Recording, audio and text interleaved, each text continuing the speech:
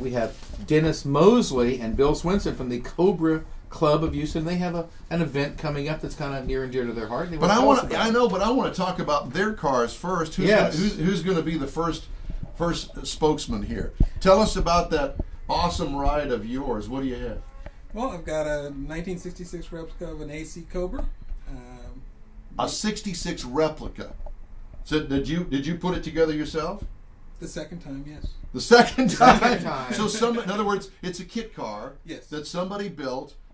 After you got it, then you took it all apart and rebuilt it again. I had it delivered from Georgia. I drove it 3 miles and then completely dismantled it.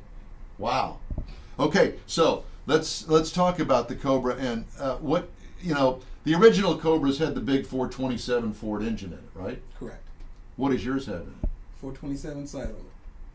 Wow. There you go. So he's trying to keep it original, but I know that I've seen some Cobras that don't have a 427 Ford in it, and he's got one. Bill Swendsen, what's yours got? That would be mine. Mine's got a 408 stroker. It's a 351 Windsor stroke to 408 cubic inches. All the modern bells and whistles forged, completely forged. A little over, around 600 horsepower at the crank. But it's a tiny car. How much horsepower? I mean, come on. This is a car show. There's no such thing as too much horsepower. How much does one of these cars weigh? Now, for those people that don't, it's a two-seater. It's a two-seat sports car with a very small little. Well, to put it in simple mom terms, it would be kind of along the lines of a Miata. Right. Well, they're lighter than the Miatas are, actually. It's 2,400 pounds without my fat in it. That's like a go-kart. Yes, exactly. Like a big go-kart. With 600 horsepower. Right. How do you keep the back wheels from spinning? You can't. You don't. I don't care what you put on it. You can put full race slicks on it. It's the horsepower ratio is too great. Now, do you have a 4-speed manual? I have a 5-speed. 5-speed manual. TKO 600. He has a 4-speed. That's right. You got any of your friends have any 6-speeds yet? Yes, quite a few. The T56 is a very popular transmission right now. That's the Tremec? Yes. Great transmission. I've got a TKO 600.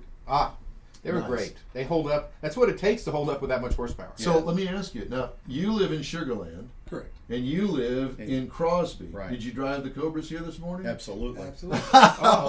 We're going to have a car show after the show. That's right. We live for this kind of weather. It's been too hot all summer. And you also live for this car show on the radio. Yes, absolutely. There was too big of a pause there. I know. What car show are you talking about? Yeah, this automotive show that is on the radio. Yes. Yeah, exactly. Okay, well, let's switch gears now that we know what you guys are all about. Let's switch gears and talk about this event that you've got coming up. It's going to be next week in Fredericksburg? Correct. And where is Fredericksburg? Out in the hill country, just a little north of San Antonio. Okay, so we're talking about a 4-hour drive. Yep. And are you guys going to caravan out there? Yes. You're going to caravan out there. There'll be multiple caravans. You have to talk into the microphone. Okay. There'll be multiple caravans because we're going to be leaving from different parts of the city. We've got people coming in from Dallas, from San Antonio, from Waco. They're coming here? No, they're going to Frederick. They're going to go. Oh yeah. So Okay. there's going to be a lot of different caravans, but we have someone, a group of people leaving from the south side of town, a group of people from the north. So we'll have people leaving Thursday, people leaving Friday, people leaving Saturday. I got you. Okay. So we're all gonna where are we gonna hook up there in Fredericksburg? Where is that going to be? The Hangar Hotel. It's called the Hangar Hotel. It's at the airport in Fredericksburg. Fredericksburg. Well, I'm glad you clarified that because my mind was racing, friends. Okay, so and what is the event all about? Oh, just cruising the hill country, being with friends, and we also raise awareness for our favorite charity, which is Operation Comfort, up in San Antonio, Brooke Army Medical Center. We all get together and just do these events. It's all about getting together and having fun and cruising, but this charity is very near and dear to our hearts. So we'll actually have some of the wounded warriors will be there, and the lady that is in charge of the Operation Comfort. And tell us about Operation Comfort. What is it exactly? Well, it's a charity that was started several years ago by this lady who was then a flight attendant for American Airlines, and she was actually flying these guys back and forth from Europe after their initial treatment back to the U.S.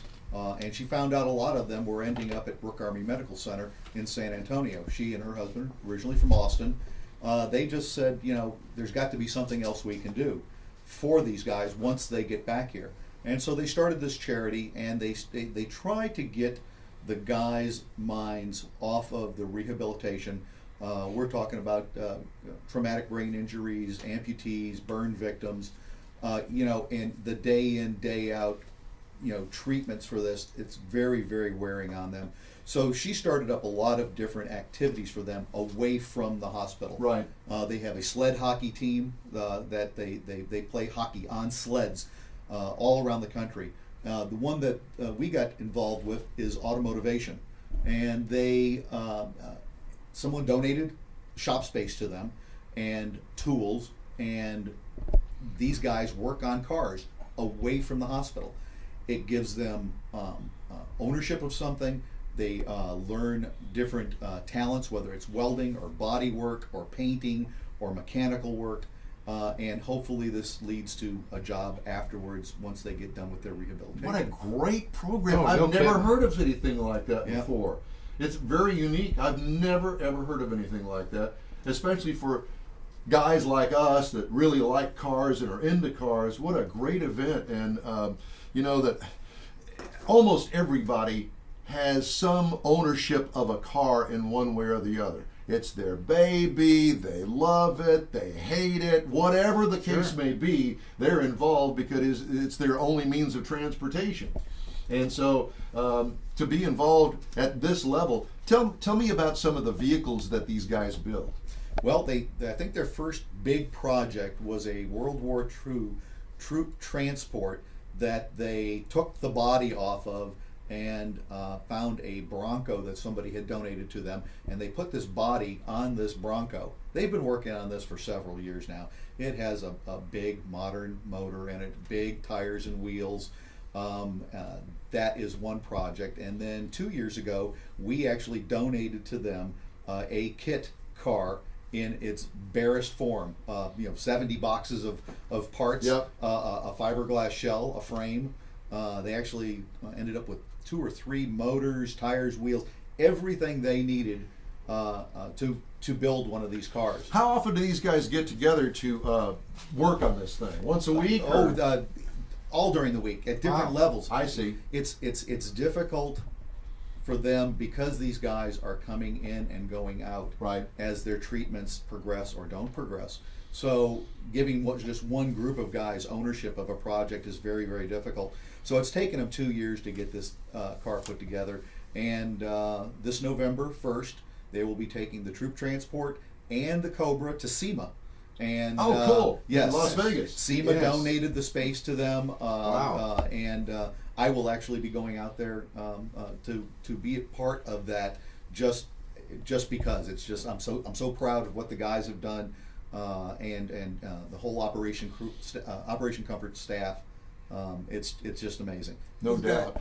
Okay, so I'm I was sorry? gonna say, those guys have a great attitude. We went out and helped them work on the car a couple times, and there's a smile on their face. They're happy to be there, and they're actually pretty talented. How many Cobra Club members are going to be there for this event you guys got coming up next week? Oh my goodness! There's probably 40 to 50 cars, 100 people. Yep. There'll be some people that won't take their cars up. They'll just come just to be with the group. Got it.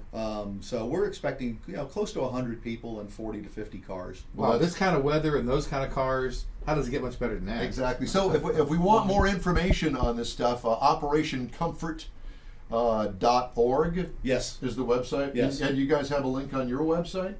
We don't actually have a website. What? We have What? we have a user group. So you go to Houston Cobra Club at yahoogroups.com. Oh, There you okay. go. There you There go. you go. Well, I knew it was something. You had to have something. Yes. Yeah. Where we can talk back and forth. But Exactly. a formal website we don't have. Okay. So I think we'll need to go downstairs and take a video or stuff of their cars. There's no doubt about that. Yes. As soon as we get off the air, and we'll Absolutely. have it up on our Facebook and website account later on this afternoon. Well, guys, thanks so much for coming in this morning. It was tons of fun. Let's have you back after the event, and we can talk about how it went. Absolutely. And maybe we can get together and have our own little car show right here in the looking glass studios of KNTH. And I'll get you a lot of Absolutely. pictures, and we'll send you some pictures from SEMA also. I Oh, love perfect. it. All right. Well, hey, coming up, we've got Drive It Home, a review of our car of the week, the Infiniti G37 convertible. Want to remind you that you're listening to In Wheel Time with Don and Mike on News Talk 1070 KNTH.